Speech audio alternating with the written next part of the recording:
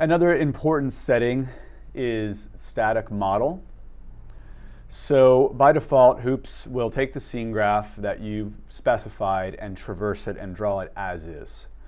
When you set this static model attribute, Hoops Visualize will organize, on that next update after you've set the static model attribute, Hoops will reorganize and kind of reoptimize the tree in a sort of what I'd like to call a shadow tree. So you have the original scene graph is still completely intact, but then on each subsequent update after static model is set, Visualize will draw from that optimized shadow tree. And there's a variety of settings for static model, but the most common one is where it will internally reorganize and regroup your segments based on graphical attribute. You can also set it to organize based on both graphical attribute and spatial attribute, as we see here. So it'll add us some sort of spatial organization in addition to graphical organization. Okay, that's typically recommended for very large spatially dispersed models like factories or plants or large AEC type models. And when there is static model set, there's a couple important caveats. We recommend that you use the static model setting if you're going to have subsequent operations that will not actually make major edits to the contents of the scene. So for example, I'm changing the camera, I'm doing highlighting and unhighlighting, maybe I am adding new geometry or new graphical primitives to the scene. Selection and highlighting would not be an issue. And so in other words, there's certain scene graph modifications that are allowed, and they are outlined here in the programming guide. So if you have static model set, you can do highlighting, selection and highlighting, and you can do certain limited amounts of scene editing. Adding new geometry, as I mentioned, you can delete geometry and segments it includes. You can move geometry down into a subsegment of its original segment, and certain segment level attributes can be set. But anything that's not in this list, if you make changes to the scene graph while static model is enabled, then Hoops will not consider it as static. And on the next update, Hoops Visualize will have to regenerate that shadow tree, and that'll cause a hiccup and a performance delay.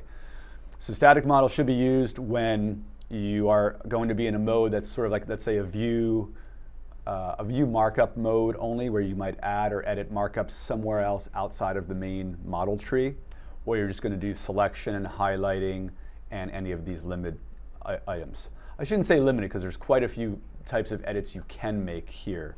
So I encourage you to read through these caveats and restrictions and impacts, and ideally try to experiment and use static model whenever you want to go into an optimized mode, or you're only in a mode of pan, zoom, orbit, selection, highlighting, unhighlighting, things like that. It can give us very significant performance gain. So for static model, it is enabled via the performance control.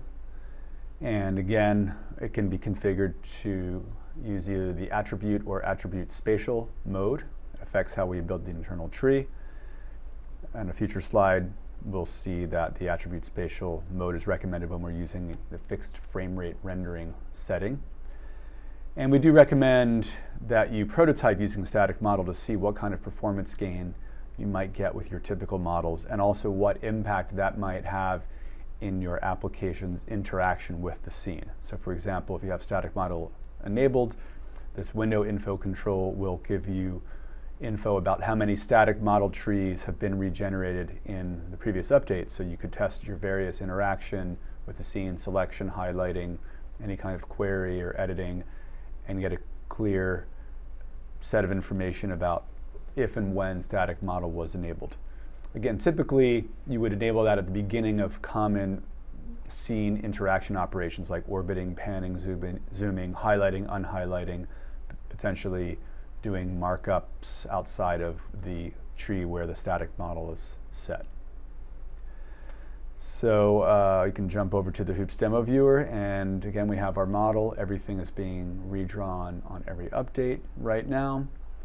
And if I turn on static model and set it to the attributes setting. Right now, we're creating that shadow tree, that static model tree. And now, on each update, we're going to redraw from that static model tree. And you can see the performance is probably over 10 times faster. Now we're drawing from a very, very optimized grouping of objects based on attribute in a much smaller number of segments in that shadow tree. And I can still highlight and unhighlight without the causing any regeneration of the static model, because highlighting and unhighlighting is compatible. It doesn't trigger a static model regeneration, among other operations. So the fixed frame rate capability is fairly powerful in that you can instruct Visualize to maintain a specified frame rate in frames per second. And Visualize will achieve that frame rate by draw deferring items and drawing as much of the scene as possible. It can be enabled on the canvas object, and when we set this up, you can pass in a culling extents value that we've covered recently, and also deferral extents, meaning anything rendered at that size or less is drawn after all the larger objects have been drawn. So that gives some kind of preference based on size of objects. And as mentioned previously, the static model mode of attribute spatial is recommended.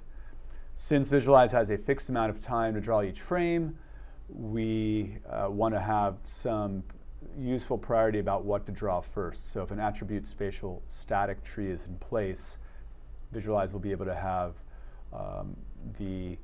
give preference to the larger items in the draw deferral list. So here we have an example where we set a frame rate to be 20 frames per second, and we set deferral extent to 100, set extent to 10, and we can go ahead and see this in action.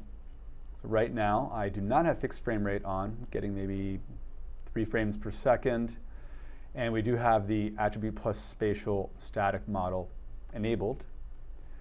If I go into the performance tab here, we have deferral 100 and extent 10. So we are right now doing a hard extents culling. We're not drawing anything less than 10 pixels in screen space size. And if I turn on fixed frame rate, the default is 20 frames per second. Visualize will, as I interact, fixed frame rate is enabled during our interaction operators, pan, orbit, zoom, rotate, and whatnot. We are only drawing the amount that we can in the allotted time. And when I pause, Hoops continues drawing that deferral list. A couple other caveats about fixed frame rate. Visualize will defer to the end of the list any transparent geometry, text, edges, lines, vertices. So it always gives priority to drawing faceted objects first. So encourage developers to experiment with enabling fixed frame rate on the canvas object. And again, ideally should be used in conjunction with the static model setting of attribute plus spatial.